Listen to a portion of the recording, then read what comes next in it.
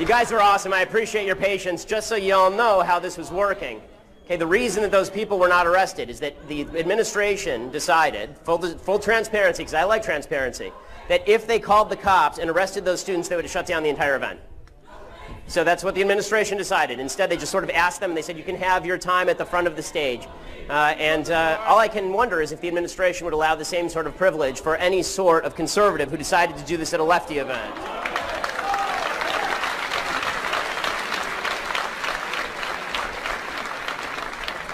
And let me just say, this nonsense about white supremacy, it is the vilest form of bullshit racism to suggest that all white people who disagree with you are racist. Okay, now, when last we left our story, we were talking, man, doesn't the school give homework, or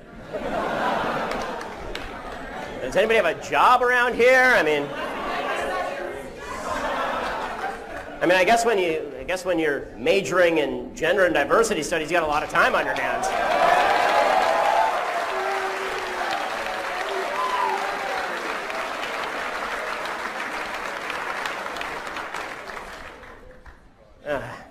All right, so to get back to where we were talking about white privilege and the left's view that that America is inherently racist. All of you are racist, as you saw, and we know because people tell you that you're racist, right?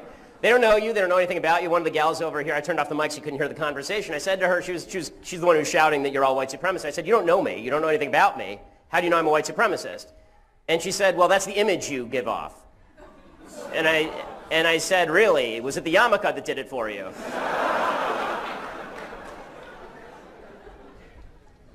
Now, before we talk about, the left's argument is basically that inequality between groups is inequity. If there's any sort of inequality between racial groups, that's because something has happened in the United States that is deeply unfair and is currently happening. Not just has happened in the past, but it's happening right now. We are all the beneficiaries of white privilege. We are all the purveyors and propagators, words they don't understand, of white privilege, right?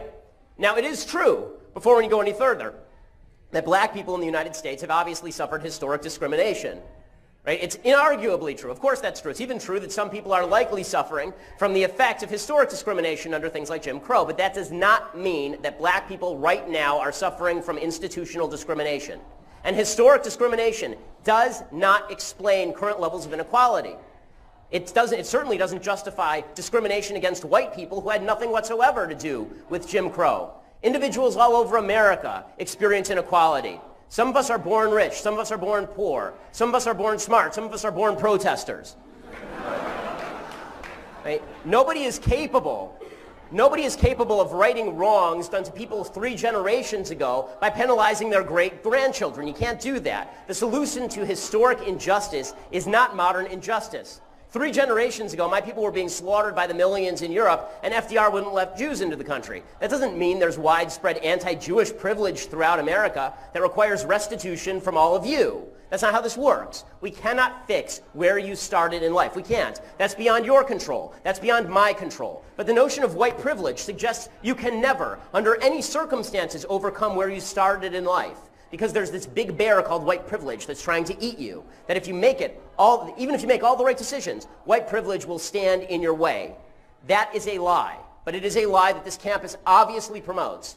In 2013, the history department created mandatory diversity training, giving out handouts on the re-education process, which sounds kind of Orwellian, needed for white people to overcome racist conditioning. This university has sponsored a multitude of events on white privilege and supported the lying Black Lives Matter movement. New freshmen are supposed to take diversity training where they learn, of course, about white privilege. As Katrina Morrison, a junior from Milwaukee, said last year, quote, we wanted to talk about privilege. What is white privilege? What are the sets of privileges that we all have? It's okay that we have these different sets of privileges and identities and can still coexist. The new Our Wisconsin training program, which was initiated for the freshmen this year, it's going to cost about $200,000.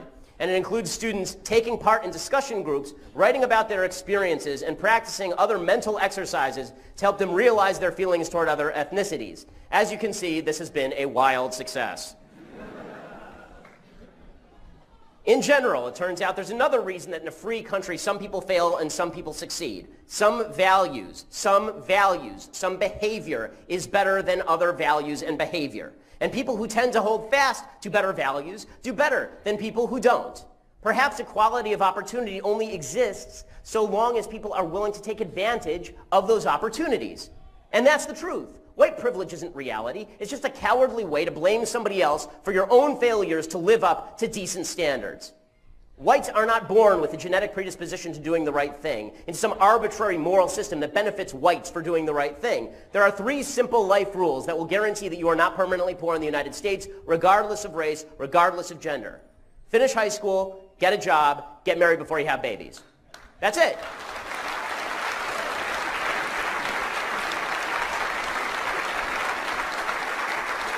And I guarantee you that everybody in this room and all the people outside are capable of this, right? You've already finished high school. Everybody, even the poli-sci majors, will eventually get a job. And you're all capable of not having babies before you get married. Just don't put that there right now without that thing on it. Come on. There is no such thing as generalized white privilege or institutional racism. There is just decision privilege. For example, it turns out that the greatest privilege in American society is being born with 2 parents in the home. And that is true for every single race. It is true regardless of race. The poverty rate among 2-parent black families in the United States is 7%. The poverty rate among white single-parent families is 22%.